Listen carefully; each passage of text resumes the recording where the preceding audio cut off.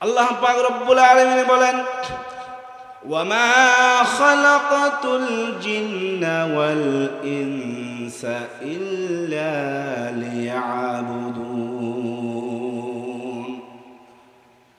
আমি একমাত্র জিন এবং মানবকে সৃষ্টি করেছি আমার ইবাদত করার জন্য, আমার বান্দাগি করার জন্য, দাসত্ব করার জন্য। এছাড়া দুনিয়ার আর কোনো মানুষের, দুনিয়ার কোনো তাগুতি শক্তির, দুনিয়ার কোনো সৃষ্টির প্রতি মানুষকে আমি আল্লাহ পাক ইবাদত করার জন্য সৃষ্টি করি না। যেরকম সুবহানাল্লাহ। তাহলে আমাদের সৃষ্টির উদ্দেশ্য হচ্ছে আল্লাহর গোলামি করা, আল্লাহর দাসত্ব করা। যেমনটা আমরা নামাজ আদায় করি, রোজা পালন করি, হজ আদায় করি, যাকাত দেই, এই সবগুলো হচ্ছে ইমানের পরে একজন মুসলমানের যে কাজ, সে কাজ ইমানের স্তম্ভ।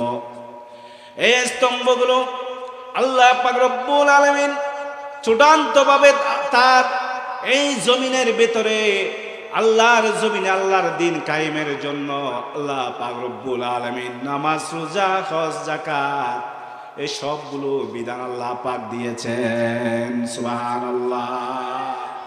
শুধুমাত্র নামাজ পড়া, রোজা রাখা, হজ আদায় করা, যাকাত দেয়া, এইগুলো হচ্ছে আল্লাহর চূড়ান্ত যে সিদ্ধান্ত, আল্লাহর জমিনে আল্লাহর দিন কায়েম করার জন্য মুসলমানদেরকে, তার বান্দাদেরকে রেডি করে আপনার শক্তি অর্জন করার জন্য আল্লাহ পাক এই ইবাদতগুলো দিয়েছেন। সুবহানাল্লাহ। চূড়ান্ত উদ্দেশ্য কি? আল্লাহর জমিনে আল্লাহর দ্বীনকে প্রতিষ্ঠা করা। এই আল্লাহর জমিনে আল্লাহর দ্বীন কায়েম যারাই করতে চেয়েছে, যুগে যুগে তাদের উপরে জালেমের জুলুম এসেছে। যেমন হযরত ইব্রাহিম আলাইহিস সালামের আমলে যিনি জালেম ছিলেন তার নাম কি? তার নাম কি? নমরুদ। হযরত মূসা আলাইহিস সালাম তিনি মজলুম ছিলেন, তার সেই আমলে হযরত মূসা আলাইহিস সালামের প্রতি যে জালেম শাহী ছিলেন, যিনি নির্যাতন করেছেন, মানুষের প্রতি নির্যাতন করেছেন, ছোট ছোট মাসুম বাচ্চাদেরকে যারা, যে ব্যক্তি হত্যার নির্দেশ দিয়েছে, হত্যা করেছে, সেই ব্যক্তি হচ্ছে জালেম। তার নাম কি? তার নাম হচ্ছে ফেরাউন। মূসা আলাইহিস সালামের যুগে ছিলেন ফেরাউন, এভাবে ছিলেন হামান, এভাবে রাসূলুল্লাহ সাল্লাল্লাহু আলাইহি ওয়াসাল্লামের জামানায় ছিল আবু জাহেল, আবু লাহাব, উতবা, সায়েবা, মুগীরা। রাসূলের পক্ষের শক্তি যারা ছিলেন, যত সাহাবায়ে কেরাম ছিলেন, সমস্ত সাহাবায়ে কেরাম ছিলেন মজলুম। তাদেরকে জুলুম নির্যাতন করতে করতে তাদেরকে দুনিয়ার থেকে ধ্বংস করে আল্লাহর জমিনকে দুনিয়ার থেকে বিচ্ছিন্ন করার জন্য এই জালেমেরা চেষ্টা করেছিল কিনা বলো? করেছিল কিনা? কিন্তু পেরেছে? আল্লাহ পাক রব্বুল আলামিন বলেন, ইউরিদুনা লিইউতফিউ নূরাল্লাহি বিআফওয়াহিহিম ওয়াল্লাহু মুতিম্মু নূরিহি ওয়ালাউ কারিহাল কাফিরুন। আল্লাহ পাক বলছেন, এই তারা চায়, কাফেররা চায় তাদের ফুৎকারের মাধ্যমে আল্লাহর দ্বীনকে, আল্লাহর নূরকে নিভিয়ে দিতে, কিন্তু আল্লাহ পাক রব্বুল আলামিন চায় তার নূরকে আরো বেশি প্রজ্বলিত করবে, দ্বীন ইসলামকে আরো বেশি প্রজ্বলিত করবে, দ্বীন ইসলাম প্রসারিত হবে। কাফেররা যত অপছন্দ করুক না কেন, আল্লাহ পাক রব্বুল আলামিনের সিদ্ধান্ত চূড়ান্ত সিদ্ধান্ত। সুবহানাল্লাহ। আপনি আমি এই কোরআনের পক্ষে, ইসলামের পক্ষে অবস্থান নিব কি নেব না? আমরা সত্যের পক্ষে অবস্থান নিশ্চিত করব কি করব না, এখন সেটা চূড়ান্তভাবে সিদ্ধান্ত নেওয়ার দরকার। শুধুমাত্র মুসলমান নামদারি হলে চলবে না, কাজে কর্মে, কথাবার্তায়, ওঠা বসায়, লেনদেনে সব জায়গায় একজন মুসলমান হিসেবে নিজেদেরকে প্রতিষ্ঠা করা লাগবে। নচেত এই মুসলমান দিয়ে ইসলামের কোনো কল্যাণ আদৌ হবে না। সম্মানিত ভাইয়েরা আমার, আল্লাহর সাথে শিরিক হচ্ছে আল্লাহ পাক রব্বুল আলামিনের দরবারে সবচেয়ে বড় গুনাহ, সবচেয়ে বড় একটা গুনাহ। ইন্নাশ শিরকা লাযুলমুন আযীম। আল্লাহর কর্তৃত্বে হাত দেয়া সবচেয়ে বড় জুলুম, আল্লাহর সাথে সবচেয়ে বড় জুলুম। যেরকম নাউজুবিল্লাহ। আল্লাহর ইবাদত কোন বান্দাকে কেন্দ্র করে করা, চন্দ্র পূজা, সূর্য পূজা, গ্রহ নক্ষত্র পূজা, প্রকৃতির পূজা, প্যাগানিজম বলে এটাকে। প্রকৃতির পূজাকে কি বলে? প্যাগানিজম। এই যে কয়দিন আগে 31শে ডিসেম্বর 31st নাইট গেল না, এই যে আপনার খ্রিস্টানরা প্রকৃতির পূজা করত, চন্দ্রের পূজা, সূর্যের পূজা, গ্রহ নক্ষত্রের পূজা এবং দিন মাসের পূজা, এগুলো তারা প্যাগানিজম, আপনার প্যাগান বলা হয়। তারা সেই পূজাটা করত, যা মুসলমানের ঘরে ঘরে আজকে সয়লাভ, মুসলমানের ঘরে ঘরে এই অপসংস্কৃতি চলে আসছে, ঠিক কিনা? ঠিক তেমনি ভাবে যত প্রকার অপসংস্কৃতি রয়েছে ইসলাম বহির্ভূত সব অপসংস্কৃতিকে আমাদেরকে দূরে ঠেলে দিয়ে ইসলামী সংস্কৃতিকে আমাদেরকে গ্রহণ করতে হবে। তাহলে আল্লাহ পাক রব্বুল আলামিনের সাথে শিরকের শামিল সেই প্যাগানিজম মতবাদ, প্রকৃতি পূজার এই মতবাদ একটা শিরকি মতবাদ। এভাবে যারা আল্লাহকে বাদ দিয়া গায়রুল্লাহর পূজা করে, তারা পৃথিবীর সবচেয়ে বড় জুলুম করে। কেননা আল্লাহ আমাদেরকে সৃষ্টি করেছেন, আর আমাদের ইবাদত পাওয়ার যোগ্যতম হচ্ছেন একমাত্র সৃষ্টিকর্তা আল্লাহ রাব্বুল আলামিন। যেরকম সুবহানাল্লাহ। আল্লাহ ইবাদত পাওয়ার যোগ্য। আল্লাহর জন্য ইবাদত না করে, আল্লাহর দাসত্ব না করে গায়রুল্লাহর দাসত্ব করা হচ্ছে সবচেয়ে বড় জুলুম। দ্বিতীয় প্রকার জুলুম হচ্ছে মানুষের প্রতি যে জুলুম করে, এটা হচ্ছে এক প্রকারের জুলুম। আল্লাহ পাক রব্বুল আলামিন বলেন, ইন্নামাস সাবিলু আলাল্লাযীনা ইয়াযলিমুনান নাস। আল্লাহ পাক রব্বুল আলামিন বলেন, অভিযোগ হচ্ছে তাদের উপর যারা মানুষের প্রতি জুলুম করে। একজন মানুষ আরেকজন মানুষের প্রতি জুলুম করে কি করে না? বলুন, কথা বলুন। একজন মানুষ আরেকজন মানুষের প্রতি জুলুম করে কিনা? সবচেয়ে পৃথিবীকে অস্থির করার মাধ্যম হচ্ছে এক মানুষ অপরজন মানুষের প্রতি জুলুম। এই জুলুম আল্লাহ পাক রব্বুল আলামিন কখনো বরদাস্ত করেন না। জুলুম কারা করে? যাদের ক্ষমতা থাকে, যাদের ক্ষমতার মসনদ চেয়ার থাকে, তারা গরিব দুর্বল মানুষের প্রতি জুলুম করে, ঠিক কিনা বেঠিক কম? এই জুলুম রাষ্ট্রীয় পর্যায় থেকে শুরু করে গ্রামে গঞ্জে পাড়া মহল্লায় মানুষের প্রতি এই জুলুম ছড়িয়ে আছে। যতদিন পর্যন্ত এই জুলুম দূরীভূত হবে না, ততদিন পর্যন্ত দেশে শান্তি আসবে না, ঠিক কিনা কম? আর এই জুলুম যারা করে তাদের স্থান হচ্ছে জাহান্নাম। তাদের স্থান কি? আমরা মুসলমান কোথায় যেতে চাই? সবাই বলি, আমরা কোথায় যেতে চাই? জান্নাতে। আর যদি জুলুম করে তাহলে কোথায় যাবে? জাহান্নামে। মানুষের জায়গা মানুষ দখল করে, আছে না নাই? আমাদের এই এলাকায় নেই আলহামদুলিল্লাহ, অনেক জায়গায় আছে। এখানেও আছে নাকি? একজনের জায়গায় একজনের দখল করে, এতিম দুর্বল লোকের সবল জায়গা আপনার মাথা মোটা লোকেরা দখল করে, আছে না নাই? ক্ষমতার মসনদ দখল করে রাতের আধারে ভোট দেওয়ার মাধ্যমে, আছে না নাই? 16 বছর যারা ক্ষমতায় ছিল, তারা কি জনগণের ভোটে নির্বাচিত হয়ে তারা কি ক্ষমতায় ছিল? নাকি রাতের আধারে ভোট চুরি করে মানুষের অধিকার হরণ করে তারা ক্ষমতায় ছিল? চিল্লে ঘ তারা হচ্ছে সবচেয়ে বড় জালেম। তারা কে? জালেম। এই জালেমদের জন্য আল্লাহ পাক রব্বুল আলামিন কঠিন হুঁশিয়ারি দিয়েছেন। আল্লাহ পাক রব্বুল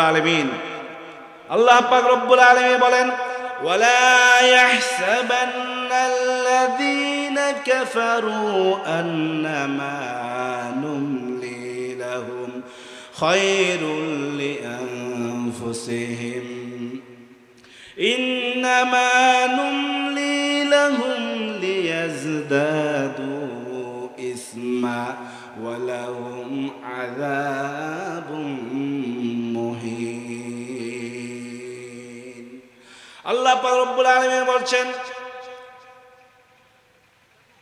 যারা কুফরি করে তারা যেন মনে না করে, যারা জুলুমি করে, যারা মানুষের প্রতি জুলুমি করে, অন্যায় করে, আল্লাহর প্রতি যারা জুলুম করে, মানুষের প্রতি যারা জুলুম করে, তারা যেন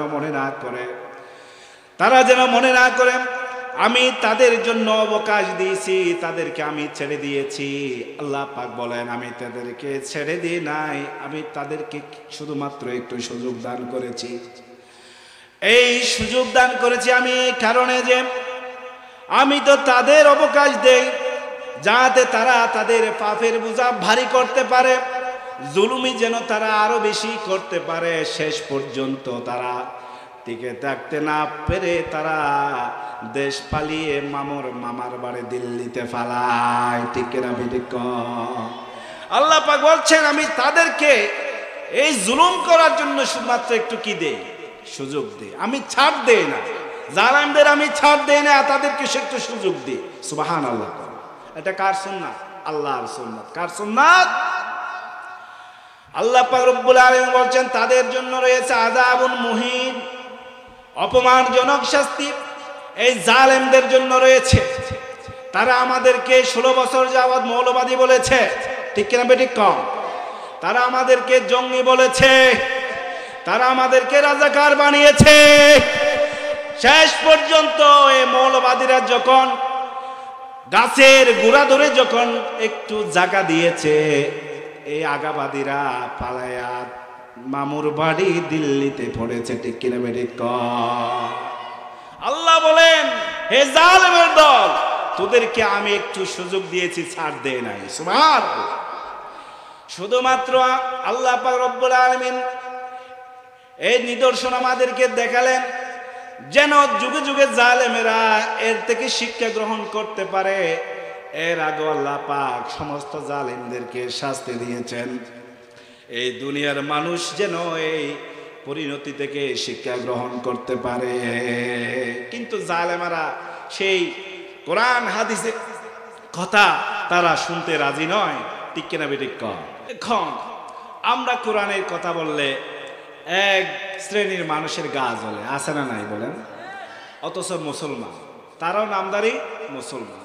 ভাই, মুসলমানদের ভিতরে মুসলমানের তো একজনের আরেকজনের শত্রুতা আমি থাকার কথা ছিল না। ঠিক কিনা বেটি? সবার লক্ষ্য উদ্দেশ্য এক, এটাই হওয়া দরকার ছিল, আল্লাহর জমিনে আল্লাহর দ্বীন কায়েম করার। এই লক্ষ্যটা সবারই হওয়া উচিত ছিল। ঠিক কিনা? আপনারা বলুন, আল্লাহর জমিনে আল্লাহর দ্বীন কায়েম করার দায়িত্ব কি শুধুমাত্র আলেম উলামাদের? কথা বলুন, শুধু কি আলেম উলামাদের? নামাজ কি শুধু আলেম উলামাদের জন্য ফরজ? আর আল্লাহর জমিনে আল্লাহর দ্বীন কায়েমের চেষ্টা করা, সংগ্রাম করা, সংগঠন করা শুধু কি জামাত ইসলামের কাজ আর বাকিদের কাজ না? সবার কাজ কিনা বলুন? তাহলে আমরা এই কাজে পিছিয়ে আছি কেন? আল্লাহর জমিনে আল্লাহর দ্বীন কায়েমের জন্য সবাইকে সর্বোচ্চ ত্যাগ স্বীকার করে এই চেষ্টা চালিয়ে যেতে হবে। ঠিক কিনা বেঠিক? যদি এই সময়কে কাজে লাগাতে না পারেন, ন্যায় ইনসাফ ভিত্তিক সমাজ ব্যবস্থা কায়েম করা সম্ভব হবে না। আজকে গোটা দুনিয়া মুসলমানরা নির্যাতিত, নিপীড়িত। কেন? আজকে আমরা মুসলমানদের ভিতরে দলাদলি বিভক্তি হয়ে গেছে। ঠিক কিনা? আপনারা বলুন, আমরা নামাজ পড়ি কার জন্য? আল্লাহর জন্য। আমরা বলি Islam is the complete code of life. ইসলাম হচ্ছে একটি পরিপূর্ণ জীবন ব্যবস্থা। আল্লাহ পাক বলেন, ইন্না দীনা ইনদাল্লাহিল ইসলাম। ইসলাম হচ্ছে পরিপূর্ণ একটা জীবন ব্যবস্থা। আল্লাহর মনোনীত ধর্মই হচ্ছে ইসলাম। আল্লাহর মনোনীত ধর্ম কি? ইসলাম। আল্লাহর মনোনীত ধর্ম যদি ইসলাম হয়, আমরা আল্লাহর জন্য নামাজ পড়ি, আল্লাহর জন্য রোজা রাখি, আল্লাহর জন্য হজ করি, যাকাত দেই, আল্লাহ যেহেতু ইসলামকে পরিপূর্ণ একটা জীবন ব্যবস্থা হিসেবে দিয়েছেন, সেহেতু ইসলাম একটা নেতৃত্ব সৃষ্টি করে আল্লাহর জমিনে আল্লাহর দিন কায়েমের ব্যবস্থা কোরআনের মধ্যে রেখেছেন। ঠিক কিনা বেঠিক? তাহলে আমি নামাজের ক্ষেত্রে আল্লাহকে মানলাম, রোজার ক্ষেত্রে মানলাম, হজের ক্ষেত্রে মানলাম, যাকাতের ক্ষেত্রে মানলাম, কিন্তু রাজনীতির ক্ষেত্রে, আল্লাহর জমিন আল্লাহর দিন কায়েমের ক্ষেত্রে আমি ইসলামের পক্ষ অবলম্বন করলাম না। মনে রাখুন, জেনে রাখুন মুসলমানেরা, আপনি যদি এই ইসলামকে যদি আপনি আল্লাহর জমিনে কায়েমের চেষ্টা না করেন, সেই চেষ্টা যদি আপনার ভিতরে না থাকে, সেই কল্পনা যদি পরিকল্পনা যদি আপনার ভিতরে না থাকে, আপনি কখনো পরিপূর্ণ মুসলমান হতে পারেন না। আপনি মুনাফিক মুসলমান হয়ে মৃত্যুবরণ করবেন। যেহেতু Islam is the complete code of life, সেহেতু জীবনের প্রত্যেকটা স্তরে ইসলামকে মানা লাগবে। আপনি এক নামাজে মানলেন, রাজনীতিতে ইসলামকে মানেন না, তাহলে আপনার ঈমান কখনো পরিপূর্ণ হবে না। আমরা তো অনেক দেখলাম, পৃথিবীতে অনেক রাজনৈতিক দল পৃথিবী জুড়ে আছে, বাংলাদেশেও আছে। আর আমাদের ভিতরে, মুসলমানদের ভিতরে এরকম রাজনীতি নিয়ে ভাগাভাগি হওয়ার কথা ছিল না। সবার লক্ষ্য উদ্দেশ্য একই হওয়ার কথা। ঠিক কিনা বেঠিক? মনে রাখবেন, যারা এভাবে দলাদলি করে, ইসলামকে বাদ দিয়ে যারা আদর্শ দল গঠন করে, তারা কখনো জনকল্যাণে এই দল গঠন করে না। তারা পেট পূজার করার জন্য, ক্ষমতার মসনদে বসে মানুষের হক লুণ্ঠন করার জন্য, মানুষের প্রতি জুলুম করার জন্য এই দলগুলো গঠন করে। ঠিক কিনা বেঠিক? যদি তারা জনকল্যাণে করত, তাহলে ইসলামের পক্ষে আসতো। ঠিক কিনা বেঠিক? ইসলাম যা বলে তাই আমাদেরকে গ্রহণ করা দরকার ছিল। সম্মানিত ভাইরা, মানুষের প্রতি মানুষ যারা ইতিপূর্বে জুলুম করেছে, সেই সকল জাতিকে আল্লাহ পাক এই দুনিয়ার জমিন থেকে নাস্তানাবুদ করে, এই দুনিয়ার জমিন থেকে শাস্তি দিয়ে বিদায় করে দিয়েছেন। নাউজুবিল্লাহ। যেমন আদ জাতি, সামুদ জাতি, কওমে নূহ, আপনার কওমে ফেরাউন, মাদিয়ান, এই সকল জাতিকে পৃথিবীর ইতিহাস থেকে আল্লাহ পাক ধূলিসাৎ করে দিয়েছেন। আল্লাহর নাফরমানি যদি আমরা ডুবে থাকি, না জানি কখন আল্লাহর গজব এসে আমরা ধ্বংস হয়ে পড়ি। ঠিক কিনা বেঠিক? যে আল্লাহ কওমে নূহকে ধ্বংস করেছিল, সে আল্লাহ এখনো আছে না নাই? যে আল্লাহ হযরত নূহ আলাইহিস সালামকে বাঁচিয়েছেন, সে আল্লাহ আছে না নাই? যে আল্লাহ হযরত মূসা আলাইহিস সালামকে বাঁচিয়েছেন, সেই কাফের জালেমের জুলুম থেকে, সে আল্লাহ এখনো আছে না নাই? যে আল্লাহ পাক হযরত মুহাম্মদ মুস্তাফা সাল্লাল্লাহু আলাইহি ওয়াসাল্লামকে এই সমস্ত জালিমদের জুলুমের বিপক্ষে আল্লাহ পাক বিজয় ঘোষণা করেছেন, সে আল্লাহ এখনো আছে না নাই? তাহলে আমাদের একটাই পক্ষ অবলম্বন করা দরকার, সেটা হচ্ছে ইসলামের পক্ষ। সেটা কোন পক্ষ? ইসলামের পক্ষ। সম্মানিত ভাইরা, রাসূলুল্লাহ সাল্লাল্লাহু আলাইহি ওয়াসাল্লাম বলেছেন, ইত্তাকুজ যুলম ফাইন্নাজ যুলমা যুলুমাতুন ইয়াউমাল কিয়ামা। তোমরা জুলুমকে ভয় করো, কেননা এই জুলুম কিয়ামতের ময়দানে অন্ধকার হয়ে দাঁড়াবে। কিয়ামতের ময়দানে যদি অন্ধকার হয়ে যায়, তাহলে সে কি আলোর দিশা পাবে? সে কি জান্নাতের পথ খুঁজে নিতে পারবে? কখনো সম্ভব নয়।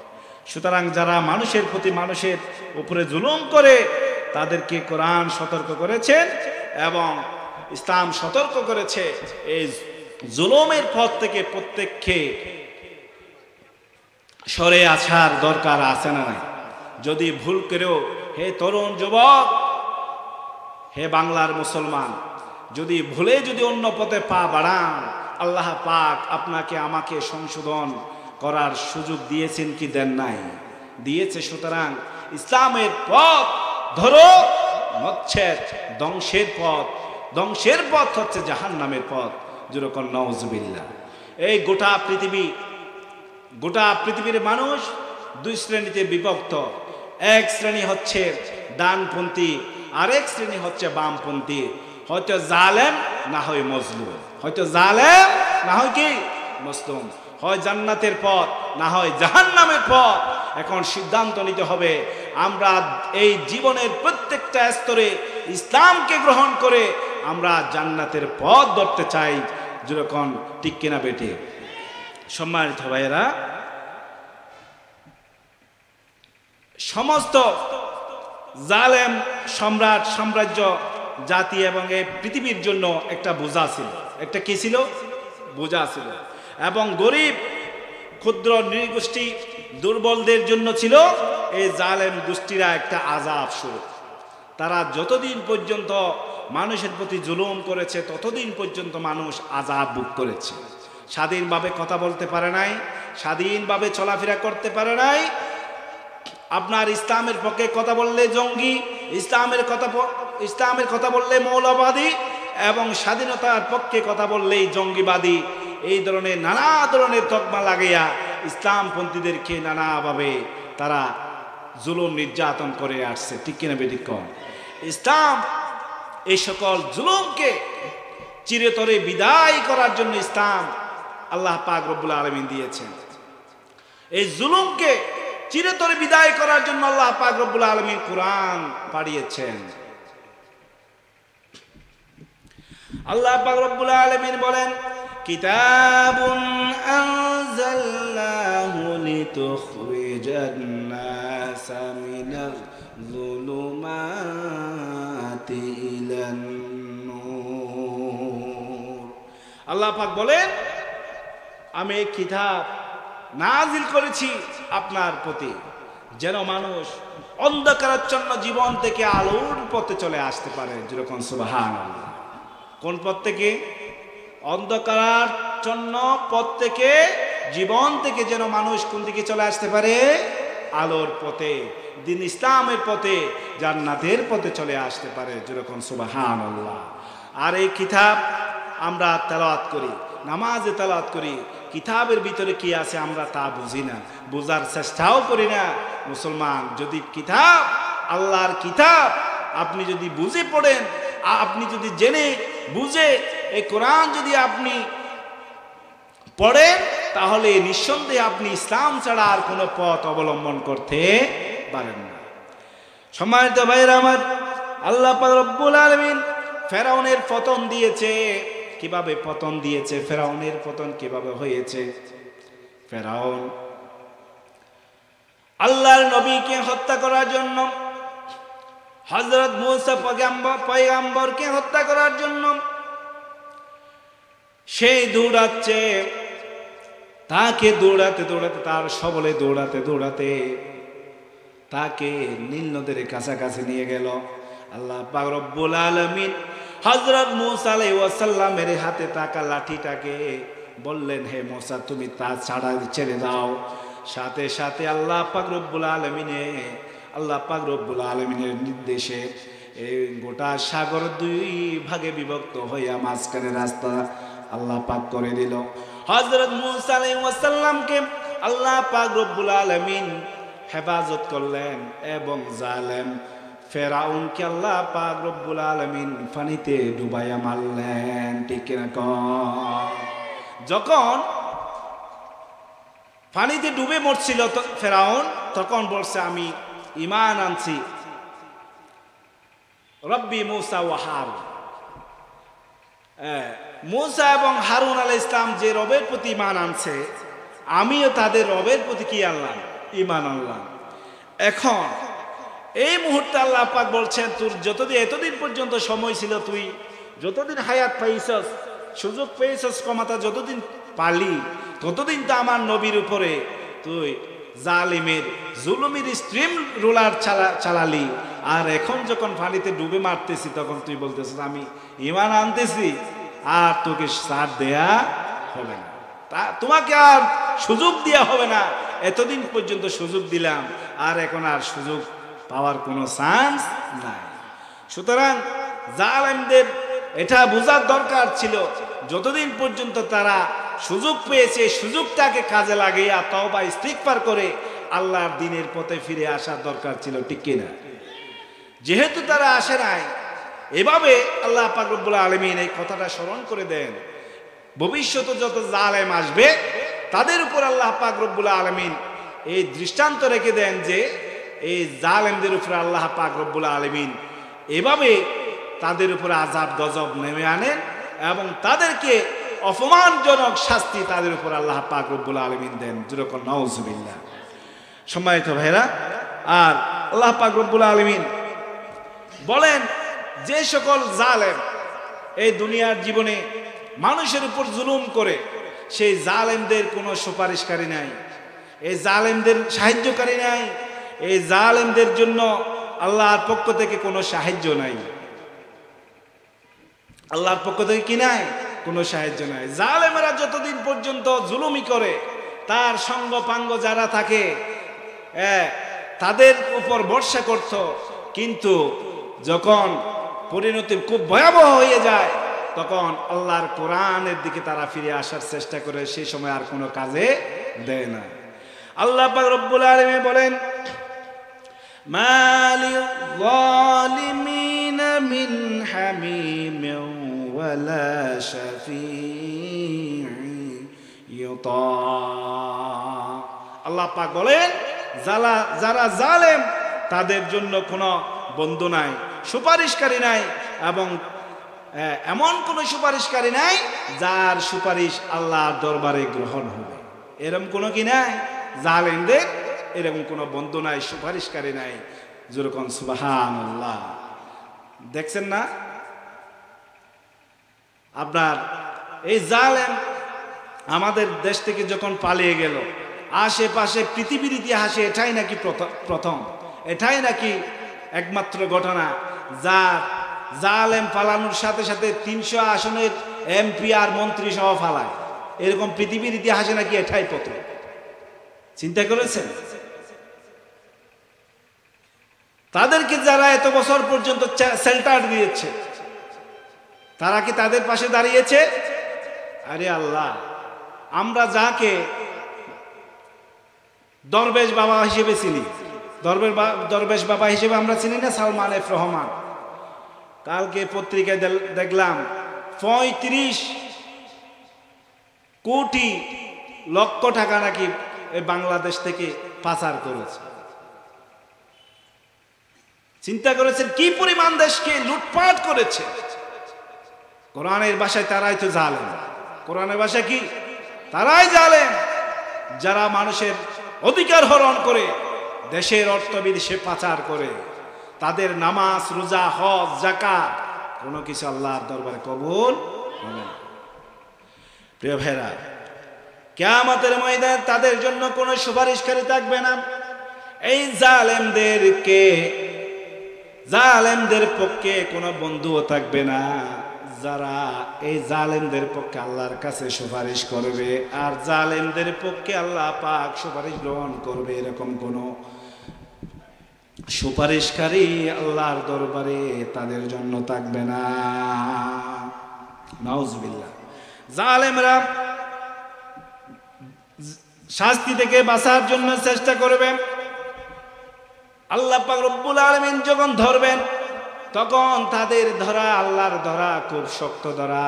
জালেমরা বাঁচার জন্য চেষ্টা করবে, মিথ্যা কথা বলার জন্য চেষ্টা করবে, সুযোগ নেওয়ার চেষ্টা করবে। আল্লাহ পাক রব্বুল আলামিন তাদেরকে কোনো প্রকার সুযোগ দিবেন না। তারা চাইবে আমরা যেন দুনিয়াতে আরেকবার আসতে পারি, দুনিয়ায় এসে যেন আরো ভালো কাজ করতে পারি, মানুষদের কথা মতো যেন আমি চলতে পারি। যারা কোরআনের প্রতি, ইসলামের পক্ষে যারা ডাকে তাদের ডাকে যেন আমি সাড়া দিয়ে ভালো আমল করতে পারি, এই কথা তারা কিয়ামতের ময়দানে বলতে থাকবে। কিন্তু আল্লাহ পাক রব্বুল আলামিন এই জালেমদের জন্য কোনো সুযোগ রাখবেন না। তারা শাস্তি থেকে বাঁচার জন্য চেষ্টা করবে। আল্লাহ পাক রব্বুল আলামিন তাদের এই ফরিয়াদ আর কোনো আল্লাহ তাআলা কবুল করবে না। এই জালেমেরা আল্লাহ পাক রব্বুল আলামিনের দরবারে বলবে, হে আমাদের প্রতিপালক, হে আমাদের রব, হে আমাদের আল্লাহ, আমাদেরকে কিছু কালের জন্য সময় দিন, আমাদেরকে কিছু সময় আমাদেরকে দান করুন। আমরা তোমার আহ্বানে সাড়া দেব এবং রসুলের অনুসরণ করব, ইতাআত করব। কি করব? রসুলের অনুসরণ করব, রসুলের ইতাআত করব। রসুল যা বলেন সেই কথা আমি মেনে নেব। হ্যাঁ আল্লাহ, আমাদেরকে একটু সুযোগ দে। কিন্তু আল্লাহ পাক রব্বুল আলামিন তাদেরকে কি সেই সুযোগ দিবেন? তাদেরকে আল্লাহ পাক সেই সুযোগ কখনো দিবেন না। আর এই জালেমেরা বলবে, শেষ পর্যন্ত তারা যখন পার পাবে না, তারা বলতে থাকবে, আমাদেরকে যারা পথভ্রষ্ট করেছে, আমাদেরকে যারা পথভ্রষ্ট করেছে, যা জুলুমের পথে যারা আমাদেরকে ঐক্যবদ্ধ করেছে, আমাদেরকে যারা এই জুলুমের পথে নিয়ে এসেছে, হে রব তুমি আমাদেরকে তাদেরকে দেখাই দিন, আমরা যেন তাদেরকে পদদলিত করে আমরা জাহান্নামে যাই। শুধু আমরা জাহান্নামে যাব না, তাদেরকে যেন কোথায় নিতে পারি? জাহান্নামে নিয়ে যেতে পারে। জোরে নাউজুবিল্লাহ।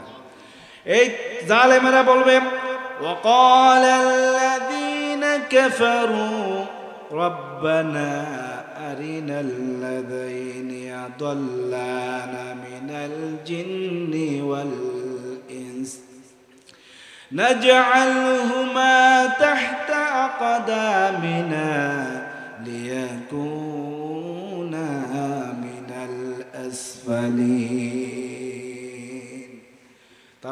তারা বলবে, হে আল্লাহ তুমি আমাদেরকে দেখাই দেন, যারা আমাদেরকে জিনদের মধ্য থেকে এবং মানব জাতির মধ্য থেকে, মানুষের মধ্য থেকে এবং জিনের মধ্য থেকে যারা আমাদেরকে পথভ্রষ্ট করেছে, তাদেরকে আমাদের দেখাই দিন। নাজআলহুমা তাহতা আকদামিনা, আমরা তাদের উপরে কয় পা দিব? এক পা নয়, দুই পা দিয়ে লাথিয়ে তাদের উপরে আমরা কোথায় যাই? আমরা আমাদের শাস্তি আমরা গ্রহণ করি। এবং আল্লাহর কাছে তারা সেই ফরিয়াদ করতে থাকবে এবং জালেমদের চূড়ান্ত পরিণতি হবে কোথায়? জাহান্নাম। তাদের আর রক্ষা পাওয়ার কোনো সুযোগ নেই। আল্লাহ পাক রব্বুল আলামিন এই কাফের জালেমদেরকে আল্লাহ তাআলা বলছেন, ওয়াসিকাল্লাযীনা কাফারু ইলা জাহান্নামা যুমারা। এই জালেমদেরকে, কাফেরদেরকে আল্লাহ পাক রব্বুল আলামিন ফেরেশতাদের দিয়া ধাক্কাইতে গর্দান দিয়ে ধাক্কাইতে তাদেরকে কোথায় নিয়ে যাবে? জাহান্নামে তলদেশে তাদেরকে নিক্ষেপ করা হবে। জুরকন নাউজুবিল্লাহ।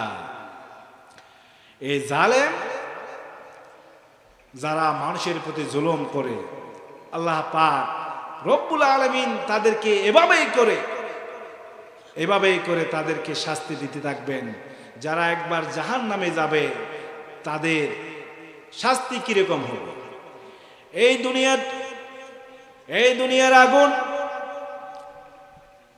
মানুষের শরীরের যে স্থানে লাগে সেই স্থানে পোড়া যায়, সেই স্থানে জ্বালা যন্ত্রণা করে। কিন্তু জাহান্নামের আগুনের ভয়াবহতা এত বেশি, জাহান্নামের আগুন যেখানে লাগুক না কেন, সর্বপ্রথম আঘাত করবে মানুষের কলিজায়। মানুষের কোথায় আঘাত করবে? কলিজায় আঘাত করবে। জাহান্নামের আগুন দুনিয়ার আগুনের তেজের চেয়ে 70 গুণ তেজ বেশি। জাহান্নামের আগুন জ্বলতে জ্বলতে আল্লাহ পাক রব্বুল আলামিন এত তীব্রতা বাড়িয়ে দিয়েছে যে জাহান্নামের আগুন জ্বলতে জ্বলতে এমন কালো হয়ে গেছে, মানুষের অঙ্গ প্রত্যঙ্গ মানুষ নিজে দেখতে পাবে না, এত বেশি কালো হয়ে যাবে। যেরকম নাউজুবিল্লাহ। সুতরাং আমরা নিজে ভালো কাজ করব, শুধু তা নয়, সমাজের অন্যান্য মুসলমান ভাইয়েরা যেন ভালো কাজ করে, সৎ পথে চলে, অন্যায় কাজে বাধা দেয়, মানুষের উপর জুলুম না করে।